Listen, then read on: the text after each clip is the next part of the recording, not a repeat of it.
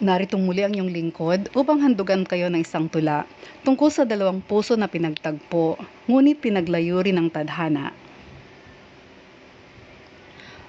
Sa bughaw na langit, tula na kata ni Binibining Estelita Amaranto mula sa grupong Makata, Ano Ka sa Buhay Pilipino. Hinahanap kita at nais matanaw sa bawat sandali. Nawala kang bigla at para bang bula na di ko mawari. Sa kampay ng oras na sa aking diwa nagsilbing pighati. Ang paglalako mong aking iniisip, ano ba ang sanhi? Ang bawat ngiti mo at ang paglalambing ay naririto pa. Ang pagbibiro mo na sa aking puso ay nagpapasigla. Hindi mo lang alam at di naramdamang ako ay masigla. Nang mga panahong ika'y dumadamay sa pusong may dusa.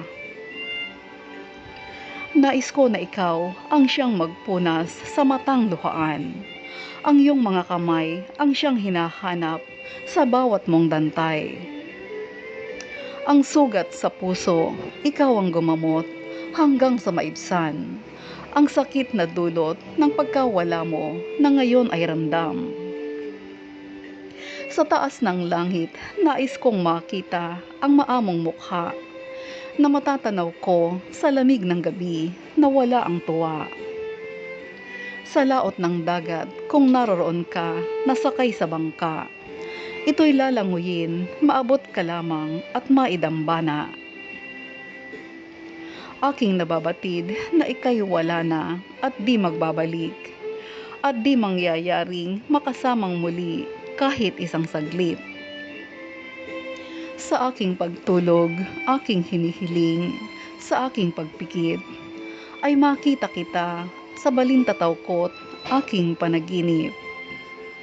Gabayan mo ako at huwag pabayaang tuluyang magdusa. Sa bughaw na langit na iyong kanlungan, sana'y sumilip ka.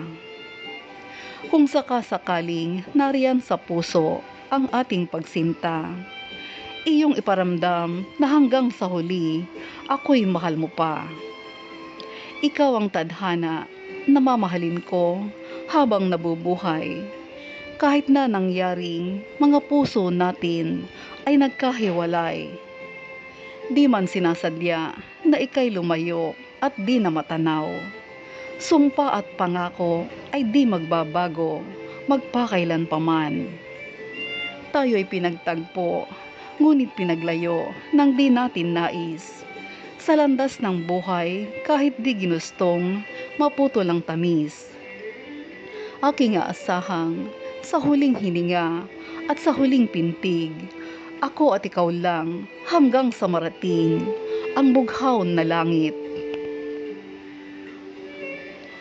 Nawa ay pagtagpuin silang muli ng tadhana at muling damhin ang ligayang dulot ng tunay na pagmamahal.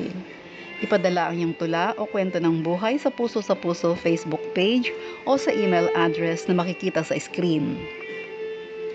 Ito ang iyong lingkod, Ate Liberty.